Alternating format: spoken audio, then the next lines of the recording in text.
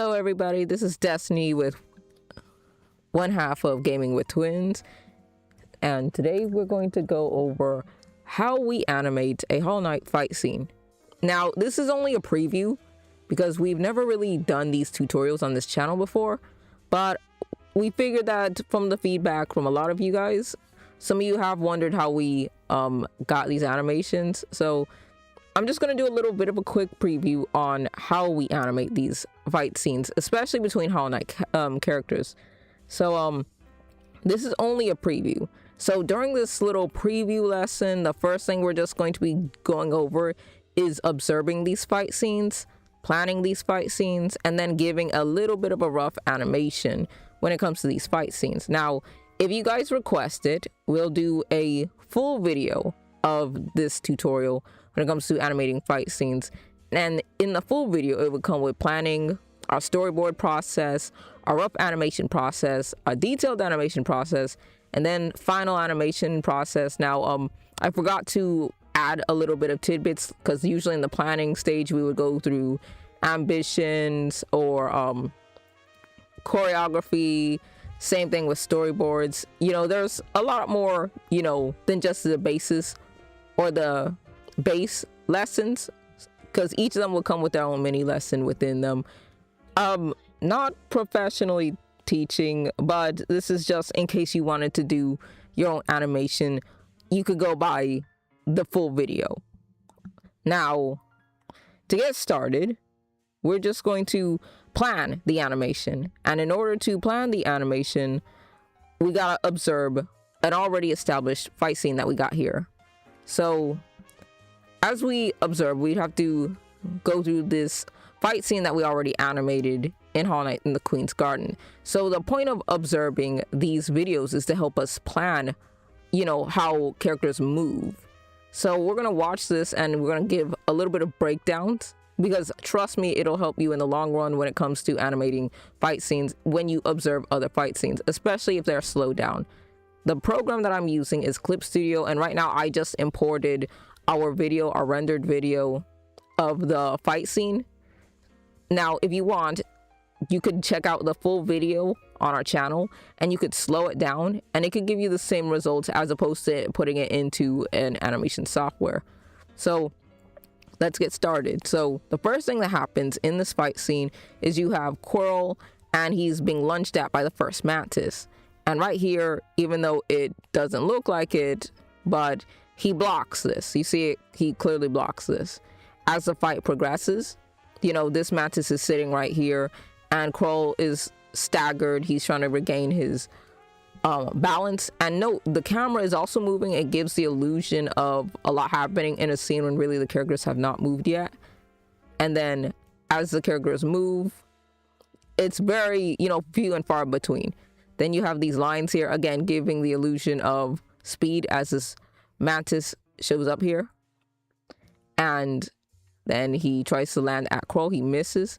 The other mantis right here is preparing an attack. And as he's preparing an attack, Quirrel blocks both of them. He blocks both of them. And again, the camera's giving the illusion that more is happening, but really they have not moved yet. The only thing that's moved is the little clashing effects. So then what happens next? Quirrel stands on one of the mantis's arms. There we go, right here.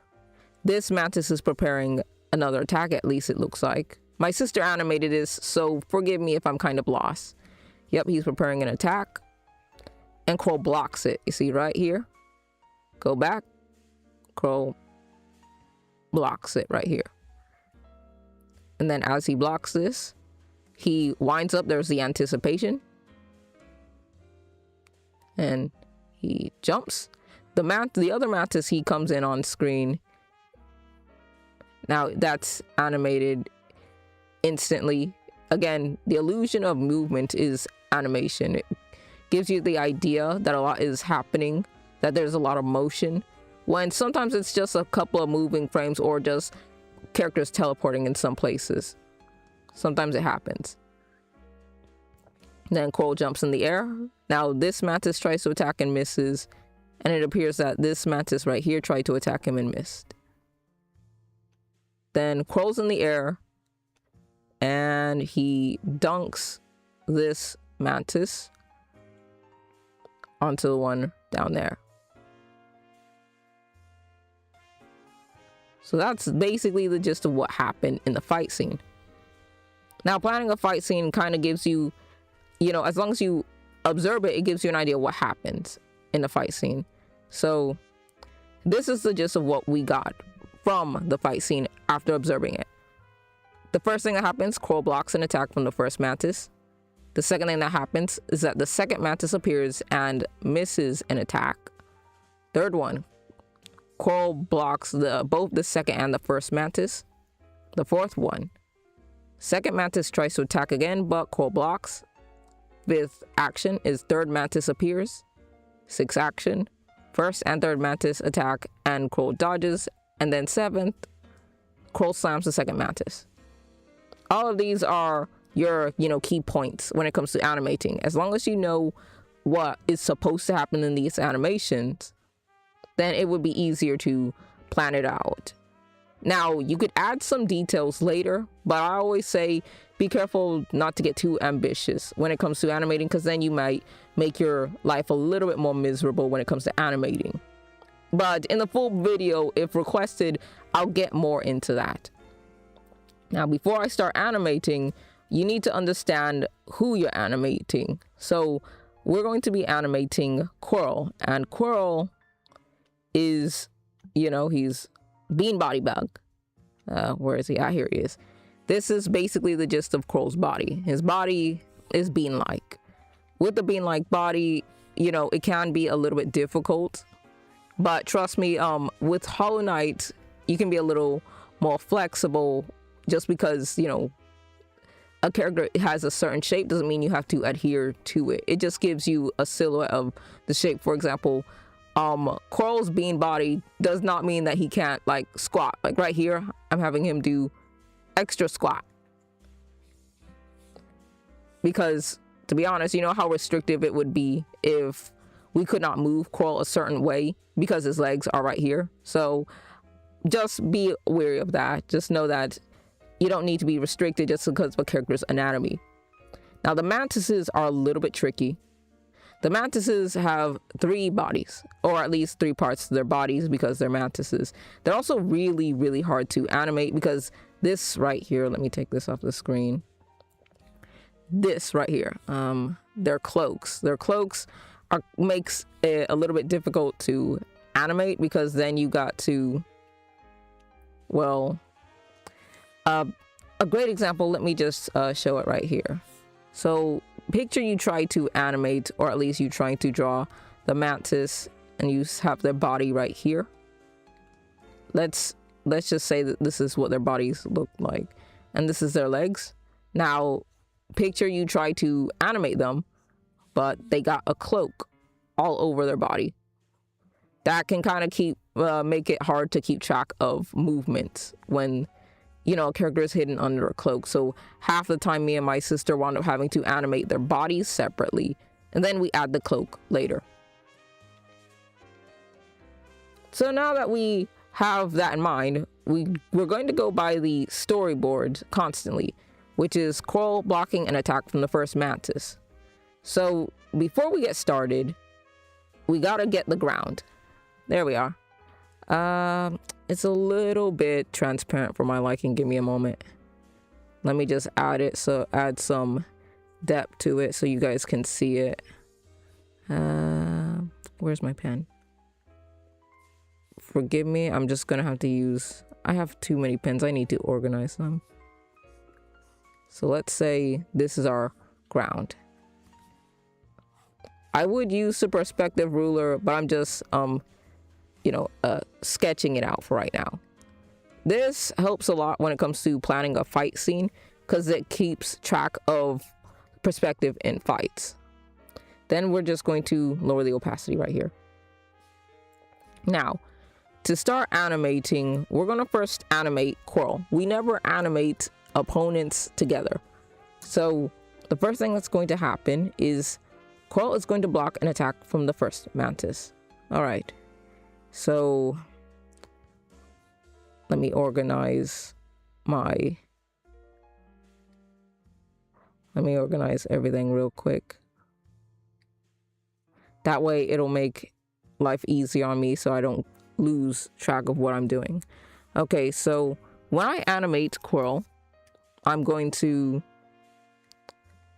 give him his little bean body. So what I'm going to do is I'm going to make him in a fighting stance. Now, at this point of animation, we are not going to add the details. We are just going to add his legs and his hands and the weapon. But the helmet, we do that later. So we're just doing this. And mind you, Ruff's only just got to tell the story. So I'm just going to have Quirrel with his sword right here.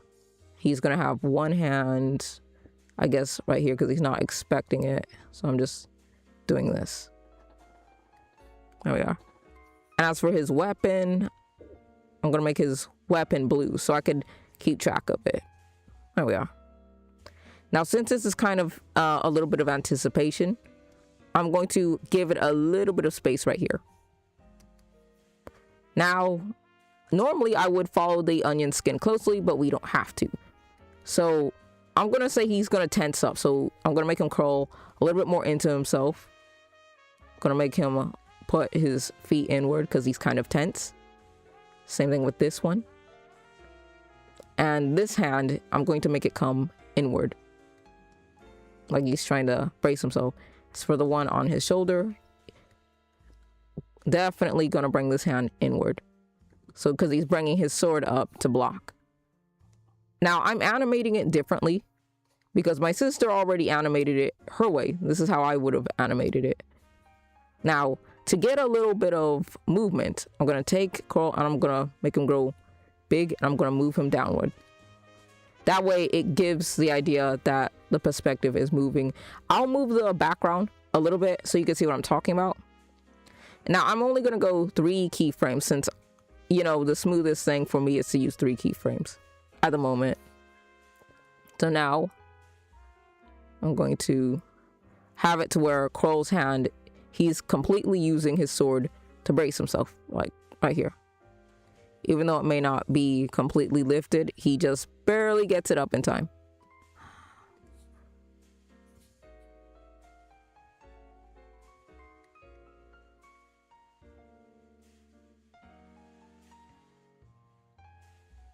As for his other hand, I'm just going to put that like maybe right here. Then stance a little bit more rigid, a little bit more tense. And I'm going to give this a little bit more hunch to it because he's curling up, taking a defensive stance. There we go. Now I'm going to move him right here. And I'm going to make him a little bit bigger. Now this is where I have the impact. It's going to hit him here. So I'm just going to move a little bit right here, a little ways ahead, and you're going to see why. Then I'm going to add a new frame, and Quirrel is already going to be struck, like right here. So with him being struck, his body's going to go backward. So I'm going to put this leg upward, like he's just been hit. Ah, my pen is... This is just a sketch. Normally I would have a lot more cleaner lines, but this is just a rough sketch. No, that's Quirrel's head. When I do bean body Quirrel, his head is the larger bean. So let's see. This is his sword. This is hand. Nah, it would be downward because he's recovering. His hands, fingers. No, wait, they would be upward. You have time to worry about the little details another time, but it's just roughing everything out. So that way it looks nice when it's animated. Since he's been struck, this is where you go a little bit ahead, like at least 4 keyframes in between, to show that he's been staggered. So this is what I like to do whenever I show a tiny bit of movement, even though it's not much has changed. So I do this. Now his leg is still... He's starting to recover, but he's not quite there. It's when you get parried. Parry this, you filthy casual. All right. His hand is coming down. I know it looks like scribbles, but you know, you just need to understand the timing for right now. Okay, and his hand is somewhat coming down from this. And since I want it to be a little bit more dynamic, I'm going to move him just a smidgen. Right here. Then I'm going to go at least 4 keyframes in between again to show that, yeah, he's badly staggered. And you just do this until you get the movement of him recovering from being staggered, and there's going to be a little bit of camera movement in between as well. So give me a moment while I animate this.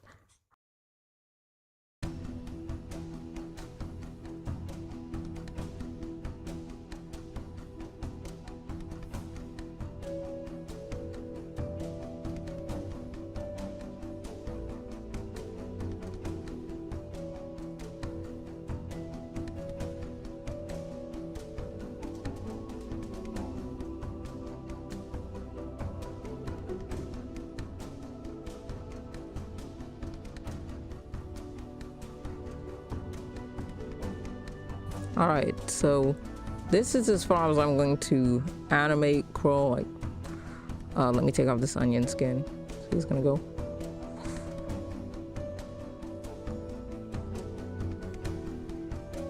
Now it's time to animate his opponent. The opponent that we're going to be animating today is one of the mantises. So I'm going to show you how to animate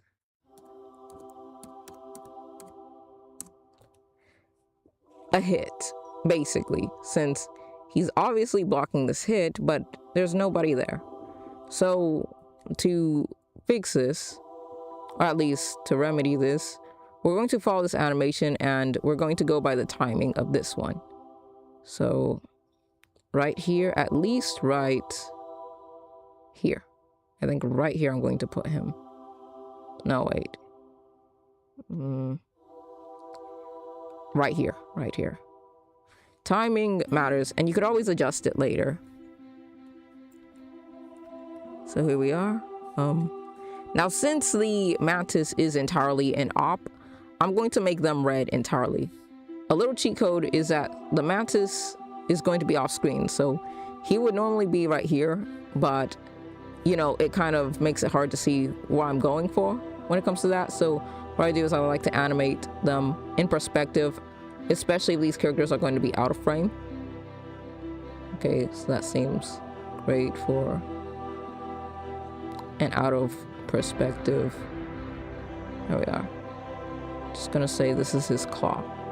Then I'm going to select him and I'm gonna move him out of the screen and a little bit large, since mantises are pretty large. I'm gonna tilt him downward. There we go. No, actually a little bit outward. There we go. So now that he's in line with Quirrel's sword, time to deselect. Time to erase this, so that way I would know my perspective. There we go. Now, he didn't hit him yet, and since this is going really fast, you animate this on 2s. So now, use the onion skin, and I'm going to change up his pose right here.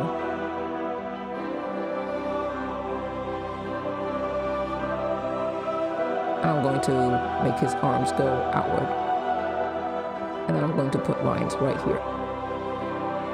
Let me tilt them upward in perspective to show that I thought I got my lasso to him. A little bit upward in perspective. Alright, that should do. To make it look like, okay, hit something, and he's going really fast.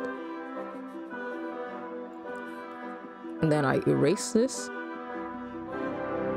Even though my perspective is off, I always do this to just keep track of movement.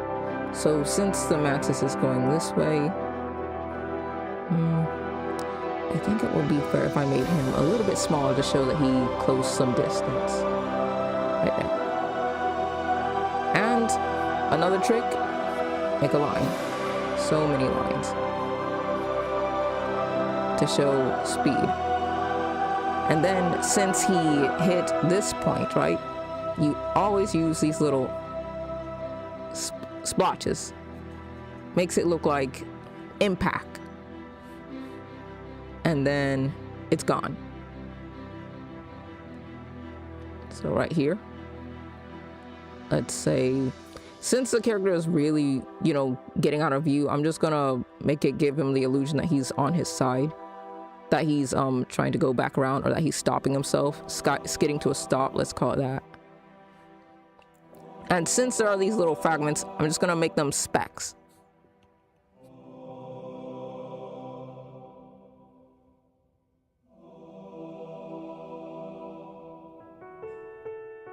Now, forgive me, it's just that my playback is not working too well. I had been animating for a minute, so my computer just definitely needs a break. But let me try playing it back. And if it doesn't work on the playback, I'm just going to render it and show it at the end of the video.